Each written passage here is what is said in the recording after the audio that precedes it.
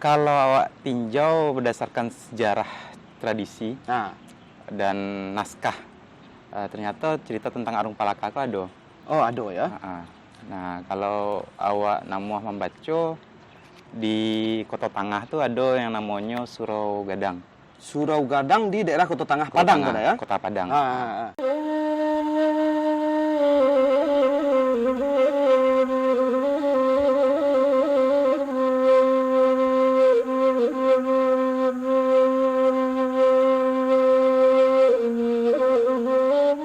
Assalamualaikum warahmatullahi wabarakatuh. Kami balik di Marewai TV. Kali ini kami bersama seorang arkeolog, arkeolog Minang, Uda Alfa Rajo Taduang. Kini kami bercerita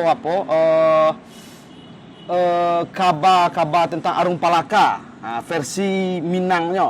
Karena kini sedang ange-angenya kan di Facebook tuh orang-orang Bugis Makassar mempermasalahan Arung Palaka. Macam-macam lah yang mereka apa. Oke. Menurut Uda Alfa, ada nggak versi Minangnya bercerita tentang Arung Palaka kok? Versi Minang. Versi Minangkabaunya. Kalau awak tinjau berdasarkan sejarah, tradisi, dan naskah, ternyata cerita tentang Arung Palaka itu ada. Oh, ada ya. Nah, kalau awak namuah membaca, di Kota Tangah tuh ada yang namanya Surau Gadang. Surau Gadang di daerah Kota Tangah Padang kada ya? Kota Padang. Saat kini kecamatannya Kecamatan Kota Tangah. Kota Tangah ya. Nah, di situ ada Syekh Abdul Manaf namanya. Syekh Abdul Manaf. Syekh Abdul Manaf. Iko yang di daki apa? Kebuang Gantiang. Namanya situ?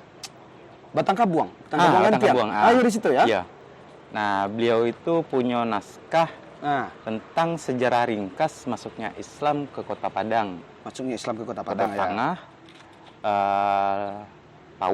Pauah, Lubuk Begaluang, dan lain-lain gitu.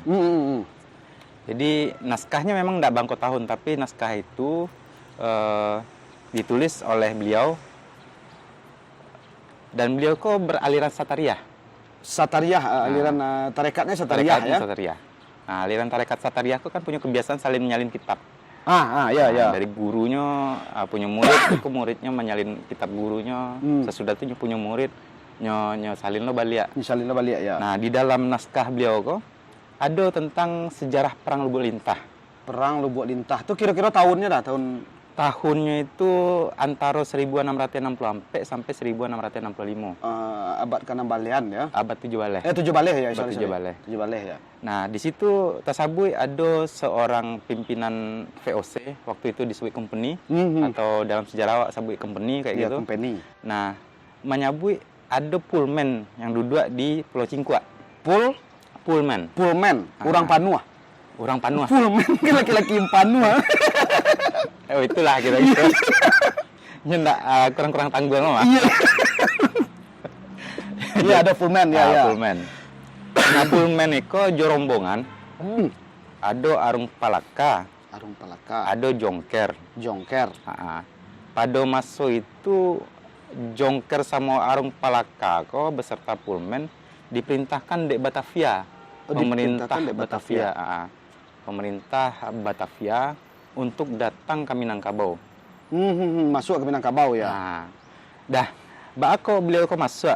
Sebenarnya pada masa yang sama ada dua rentang cerita. Ada dua rentang, dua versi. Dua rentang cerita ya. Jadi cie bagian ingin melakukan perdagangan ya. Kontak dagang ya, seperti misi-misi Belanda sebelumnya ya. Misi-misi Belanda. Itu tokohnya ada di Minangkabau Ahmad Rajo Sati Yam Tuan Sati itu. Ahmad Rajo Sati Yam Tuan Sati. Tuan Sati. Nah, itu pada masa yang sama ketika Arung Palaka Jongker masuk ke Minangkabau. Cuman arah dari masuknya kok indak ke Ahmad Yam Tuan Sati ke dah. Tapi nyoka Syekh Paseban. Pada masa itu. Kayak baru-baru dewa ke sana. Tak tahu dewa nama. Syekh Surau Baru ya. Nama beliau namanya tuh Syekh Muhammad Nasir. Surau Baru. Jadi beliau kok adalah tokoh agama nan kue pada masa itu menjalankan suraunya untuk mendidik masyarakat dengan cara tarekat. Berarti Alung Palaka tibo ko sistem tarekat olah kue ko ya di Minang ya. Beliau perintisnya. Oh, beliau perintisnya. Syekh ya, Muhammad Nasir ko perintisnya. Syekh Muhammad Nasir ko adik perguruan sama Syekh Burhanuddin yang diulakan. Yang diulaan. Ini sama-sama dulu berampik orang tuh. Pai beraja ke Syekh Singkil. Al-Singkili ya. Singkil. Jadi ada Syekh Muhammad Nasir, Syekh Burhanuddin, Syekh Muhammad Nasir, Syekh Balubuih, sama Syekh Malimudo. Syekh Malimudo yang Nan di Balubuih Solo. yang di Pikumbuh ya. Balubuih yang Pikumbuh. Iya. Nah, pada masa itulah Arung Palaka sama Jongker ke masuk berdasarkan kitab dari dari catatan dari Abdul Manaf tadi. Abdul Manaf tadi ya. Mangga beliau datang kemari. Padahal di satu sisi kan ada usaha untuk melakukan perjanjian dagang. Iya. Tapi ternyata beliau ke masuk dengan tujuan untuk menaklukkan. Wah, kok menaklukkan ekspansi. Ekspansi militer. Enggak ekspedisi, ada ekspansinya ke situ berarti ya. Jadi memang pada masa itu beliau adalah pegawai yang di Agih Karajo de Batavia. Oh, dari Batavia. Ya. Karena orang Minang kok nak muah tunduk ada. Nyo pingin setara aja. Pingin jo karena nagari punyanya seharusnya kan takluk ke orang berkulit putih kok. Sampai kini enggak mode awak dah ya. Enggak mode awak. Kulit awak kan agak itu kata cila saya. Iya, kini kalau awak tiba nak mau tunduk ada. Nah, nama tunduk. Iya.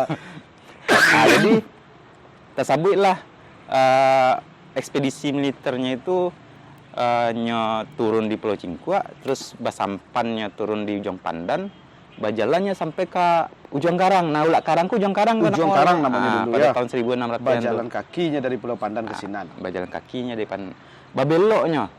Babeloknya ke Raswo. Ke Sabit dalam naskah itu. Iya. Jalannya taruh melewati daerah yang berlumpur.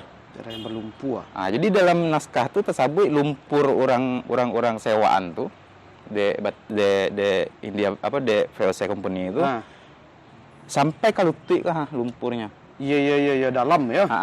Ada nama kudo komandannya kudo nak mau ngari jadi itu. Itu. Udah sampai ke lutut itu sampai ke badan kudo tidak? Itu. Nah, itu di dalam sejarah Kota Padang yang dipahami orang sebagai perang Lubuk Lintah. Oh, perang Lubuk Lintah beko apanya ya? Yang kini kau dibaca orang tentang perang Lubuk Lintah itu tuh ya? Tuh.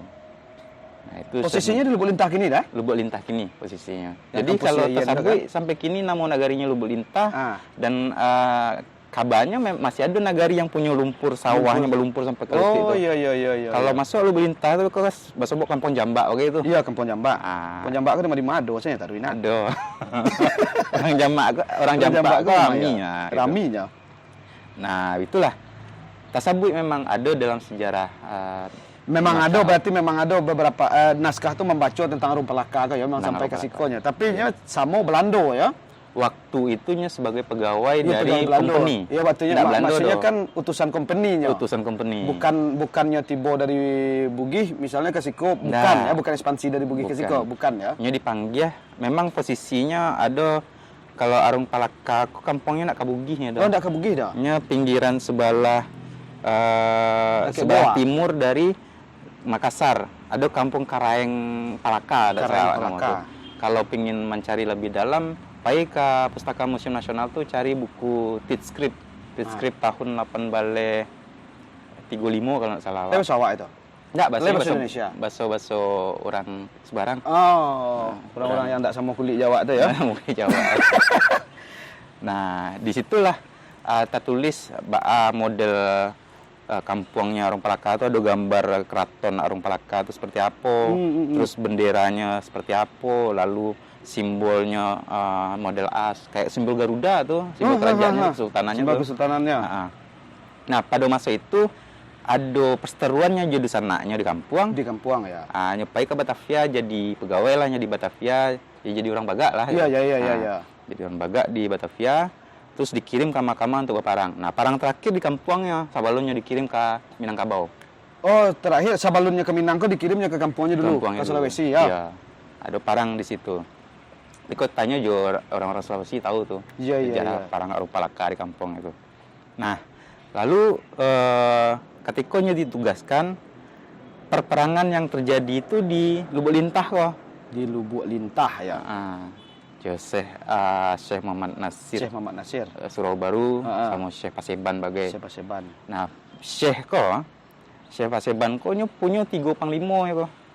Ada panglimanya di Kampung Jamba, ada panglimanya di Kota Korongadang, ada panglimanya di Kuranji.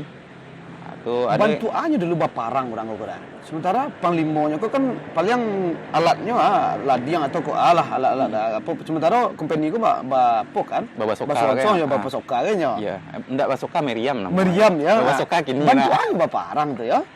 Jadi kalau diceritakan dalam naskah tuh tasabuinya babaris.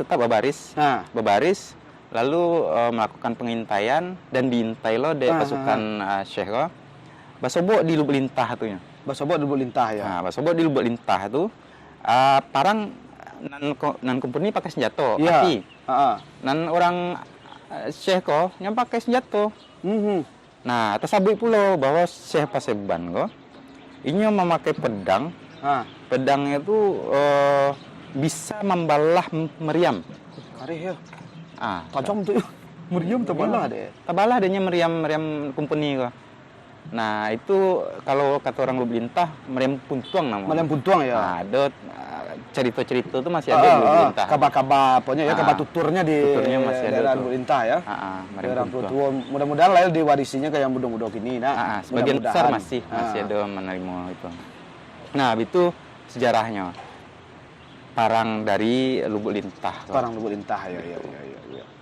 Berarti ya Arung Pelaka aku dulu sampai jo company itu ke Parang Lubuk Lintah tuh berarti apanya ya hubungan ya, sejarah yang dibaca di Minangkabau. Iya. Tentang Arung Pelaka. Gitu. Itu sana. Jadi Minangkabau ternyata pernah mencatat tentang perjalanan Arung Pelaka ko. Ya walaupun hanya beberapa enggak panjang dah ya. Ini menyebut Arung Pelaka ko tiba jo company. Hanya ada beko Parang waktu tu zaman tu tarikat Satariyah sedang apa baru dirintis de Buya tadi Syekh Muhammad Nasir.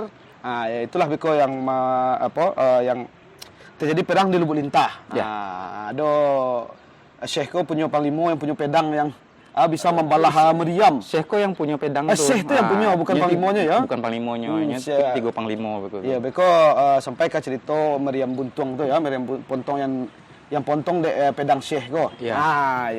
Itu cerita itu masih hidup, kabar itu masih hidup di daerah Lubuk Lintah dan sampai kini masih turun-temurun cerita tuturnya di daerah Lubuk Lintah. Iya. Betul sana seketek cerita tentang Arung Pelaka. Besok kalau ada kesempatan kita lanjutkan di Jodalfa banyak aku cerita-cerita lama yang biasanya kami angkat juga di acara bala di kabar lama. Biko kita kalau bala kan kami mengambil data secara apa dah banyak catatan kabar-kabar tutur. Karena untuk kitab-kitab tidak terlalu banyak kami punya kan. Kalau Dalfa kan lah banyak baca kitab-kitab catatan sejarah. Itu biko bisa juga kami konfirmasi misalnya yang kami tabentur biko di bala. Kita cari secara ilmiahnya bantu gitu.